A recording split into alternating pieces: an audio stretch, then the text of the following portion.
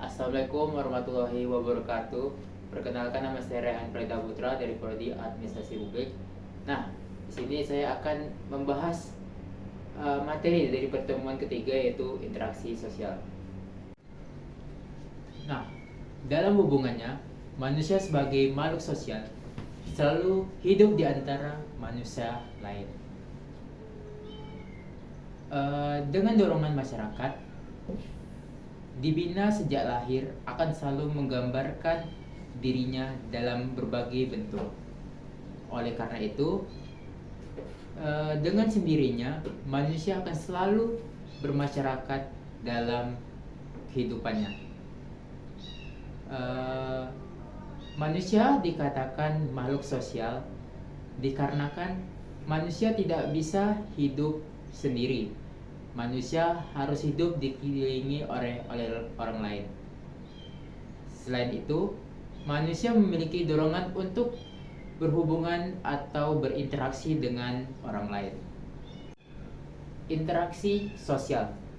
Interaksi sosial adalah proses saling mempengaruhi dalam hubungan timbal balik di antara individu dengan individu, individu dengan kelompok, serta kelompok dan kelompok lainnya. Interaksi berasal dari dua kata. Yang pertama, action dan inter. Action artinya tindakan dan inter artinya berbalas-balasan. Interaksi sosial dapat disebut juga proses orang-orang yang berkomunikasi, saling mempengaruhi dalam pikiran dan tindakan. Interaksi dapat terjadi karena adanya kontak sosial dan komunikasi.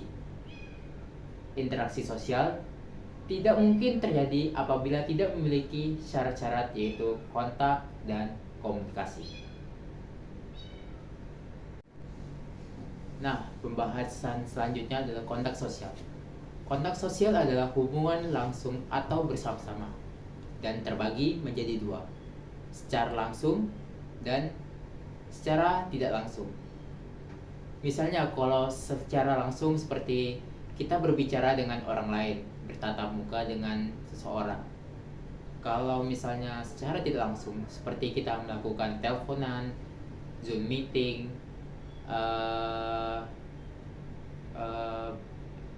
berbicara dengan orang melewati WhatsApp dan lain-lain. Selanjutnya, komunikasi. Komunikasi dapat diartikan sebagai hubungan timbal balik antara sesama manusia dan dapat terjadi apabila seseorang memberikan arti perlakuan kepada sesama lain melalui gagasan atau perasaan atas sesuatu yang disampaikan orang lain. Nah, orang yang melakukan komunikasi ini disebut juga sebagai komunikan. Nah, menurut beberapa para ahli, menurut Glyn, Soekarto 2003, interaksi sosial merupakan hubungan sosial yang dinamis menyangkut hubungan antara orang lain dengan perorangan, antara kelompok dan kelompok manusia, maupun antara orang perorangan dengan kelompok manusia lain. Menurut Glyn, interaksi sosial terbagi menjadi dua, yaitu interaksi asosiatif dan interaksi disosiatif. Kedua bentuk interaksi ini dapat dan berkembang di dalam masyarakat atau pedesaan dan perkotaan. Nah, kita akan membahas dua macam interaksi menurut Glyn. Interaksi sosial asosiatif. Hubungan sosial asosiatif adalah proses interaksi yang cenderung menjalin kesatuan dan meningkatkan solidaritas antar anggotanya. Ada tiga asosiatif seperti kerjasama, asimilasi, dan akomodasi. Kerjasama adalah bentuk kerjasama antara bisa dilakukan oleh masyarakat untuk meningkatkan solidaritas sosial seperti gotong royong, musyawarah, dan tolong menolong dan lain-lainnya. Akomodasi dapat pada masyarakat merupakan salah satu cara menyelesaikan pertentangan yang terjadi pada masyarakat. Misalnya adanya abribasi, kompromi, dan konsolidasi. Nah, yang ketiga, asimilasi. Asimilasi adalah usaha-usaha untuk mendekatkan perbedaan antara kelompok guna mencapai satu kesempatan berdasarkan kepentingan dan tujuan-tujuan bersama.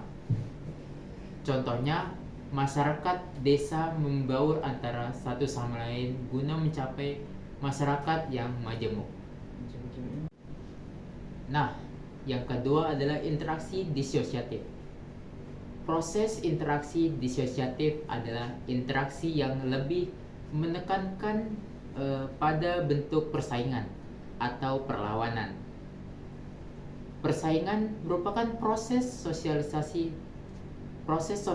tepat seseorang individu atau kelompok bersaing mencapai keuntungan melalui bidang-bidang tertentu. Disosiatif ini terbagi menjadi dua, konvensi dan pertentangan. Konvensi adalah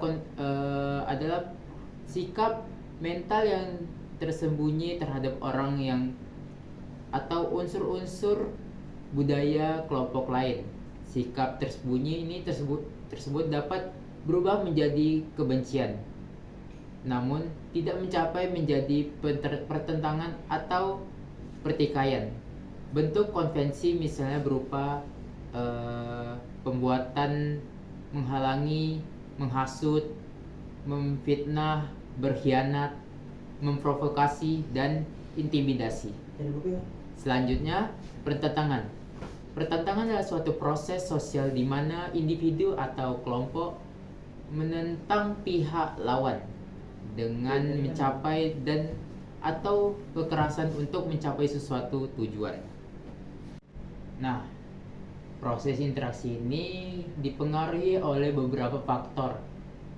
Antara lain dipengaruhi faktor imitasi, sugesti, identifikasi, simpati, dan empati. Oke. Nah, itu aja pembahasan saya hari ini.